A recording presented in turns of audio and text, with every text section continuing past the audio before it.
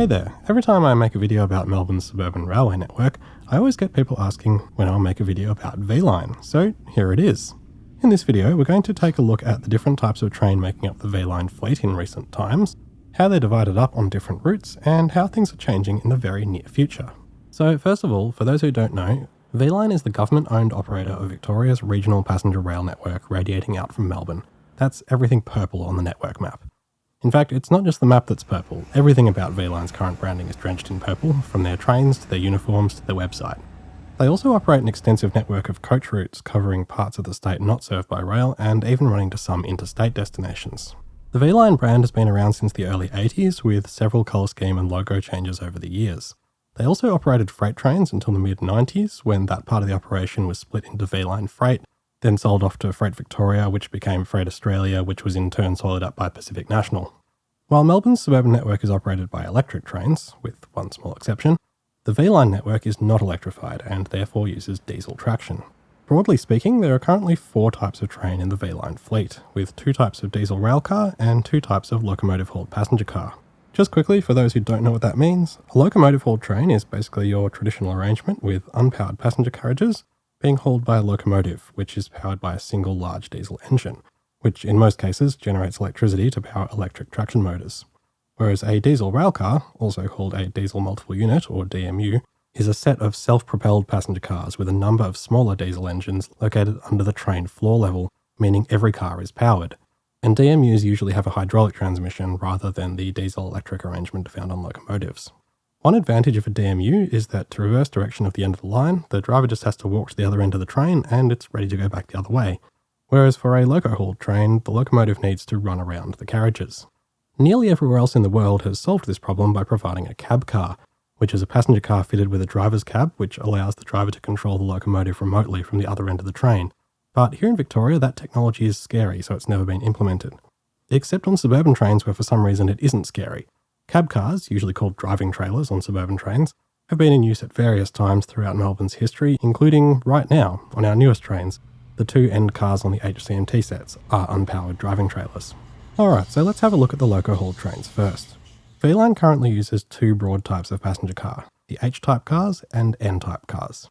While each car is an independent vehicle, they are run in semi-permanently coupled sets, so are normally referred to as H-sets and N-sets. Both types were products of the New Deal, which was a 1980s program to improve conditions for rail passengers in regional Victoria. However, the design origins of the 2 types are very different. While the N-sets were built new, locally, at Newport workshops, the H-sets are actually former suburban electric cars, starting their lives as Blue Harris trains in the 1950s. They were heavily rebuilt to become H-sets, receiving all new interiors and air conditioning, as well as the removal of cabs and traction equipment, but the overall profile, especially the windows and doors, is still very recognisable as a Harris car. The H-sets were designed for medium-distance use, essentially beyond the suburbs but still in the commuting zone, what's often called the interurban area. The original idea was to retain the driver's cabs and use them as cab cars, eliminating the need to run around, but unfortunately this never happened. However, the H-sets were fitted with through cabling for multiple unit operation, allowing a second locomotive to be coupled to the other end of the set while under the control of one driver. And the H-sets frequently ran in these push-pull formations for many years, usually with a pair of P-class, but sometimes a pair of Ns during special events. The H-sets are entirely economy class, have no buffet, and some of the cars don't have a toilet. The wide double doors, a relic from their suburban train days, are well suited to loading and unloading large numbers of commuters rapidly. They're also pretty much all gone now, something we'll come back to in a moment. The N cars, on the other hand, were designed to be more comfortable for long-distance runs. They have smaller doors, slowing down passenger flow but making more space for seating, a buffet car and a first-class car. First class on V-Line trains was abolished in 2023 when the regional fare cap was introduced, but you can still sit in the first-class car, which remains unchanged internally and has much more comfortable seats. V-Line trains are crewed by a conductor who checks tickets and performs customer service duties, but also performs the traditional role of a guard, giving the driver right of way to depart stations and operating the doors on loco-hauled trains. Both H and N sets include one car with a dedicated compartment for the conductor, which doubles as a luggage compartment. Although the N sets were built new in the 80s, they were originally only 3-car sets and were later built up into longer trains using Z-type cars dating from the late 1950s and early 1960s, which were sneakily rebranded as N cars. They do look very similar, with the main visual difference being a different window arrangement, but they're still part of the sets today and are now some of the oldest operating passenger rolling stock in service in the country. Today, N sets are typically made up of 3 real N cars and 2 former Z cars, making up a 5-car set. I'm not going to go into loads of nerdy detail about the specific car types, I'll save that for another time, but the 3 N cars in each set are always in the same order. From the buffers at Southern Cross, you'll have an ACN, which is the first class car with conductor's compartment, then a BRN, which is an economy class car with a buffet, and finally a BN, which is fully economy class seating. The Z cars are all economy class, and some have been modified with a wider doorway to allow wheelchair access, which of course nobody thought to do when designing the N cars back in the 80s.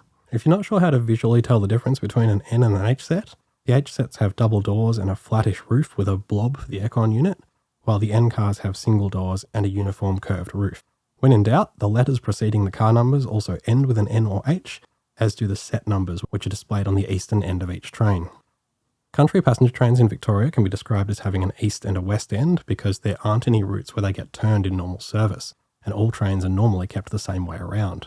Obviously, they don't always point that way geographically, but east-west is based on the orientation of trains passing through the city in the centre of the network.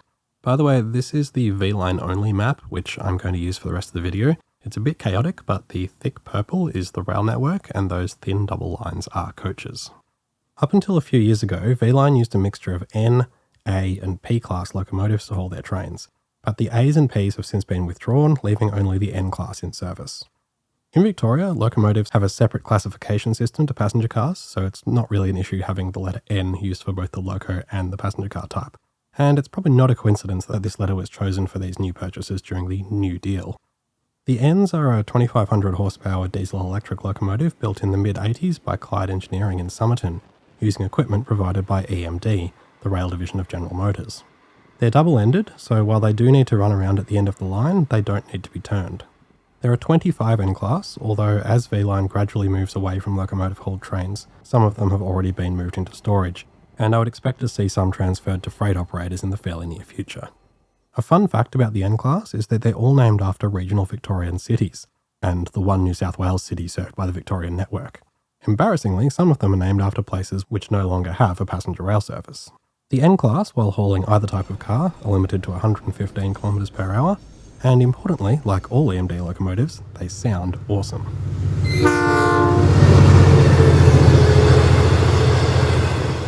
V-line does still have one other type of locomotive involved in regular passenger operations, but not for hauling trains out on the main line.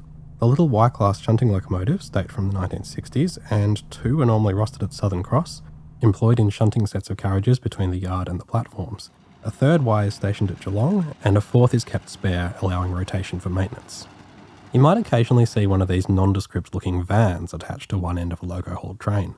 These are PH-class power vans, which contain a diesel generator unit to provide power to the carriages for lighting and air conditioning, etc. This is normally provided by a head-end power unit on board the N-class locomotive, but the vans are sometimes used if that fails, or for extra insurance during hot weather. Also, this naughty PH van is the wrong way around. Until a few years ago, there were also these D-class vans, which looked very similar to the PHs, but these were luggage vans rather than power vans, and were used for extra capacity, for instance, when groups of cyclists were travelling. However, unfortunately, they're no longer available for traffic and haven't been replaced. Now let's take a look at the DMUs. The Sprinter railcars were built by Gunainen in Broadmeadow, New South Wales, not to be confused with Broadmeadows, Victoria, and entered service from 1993, at a time when the country network was still quite run down and wasn't attracting a lot of patronage. Each Sprinter is a self-contained double-ended car capable of running alone, and they frequently ran as single cars up until the mid-2000s. However, as the network became busier, it became common to see Sprinters in much longer sets, up to about 6 cars, which is very inefficient when it comes to passenger space, given that that train has 12 driver's cabs.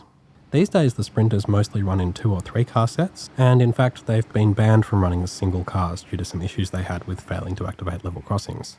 The only place you'll see a single car Sprinter today is on the Stony Point line, which has an exception to that rule, but isn't part of the V-line network. It's operated by Metro, who just hire the Sprinters from V-line.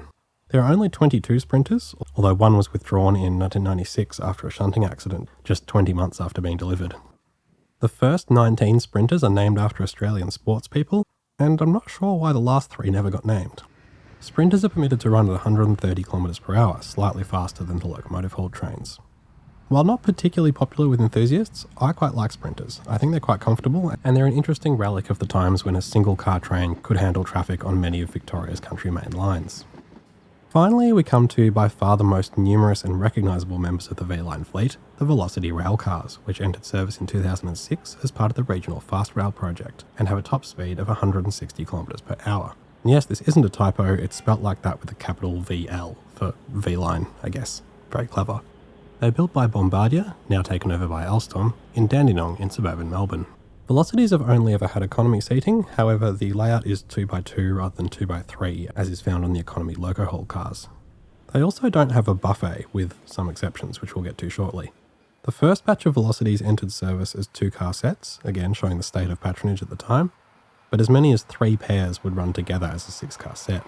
Later sets were delivered with a third intermediate car, and all the 2-car sets eventually got a third car added as well. During that transition, it was common to see 5-car sets, and they also ran 7-car sets on the Geelong line for a while, made up of 1 3-car unit and a pair of 2-car sets.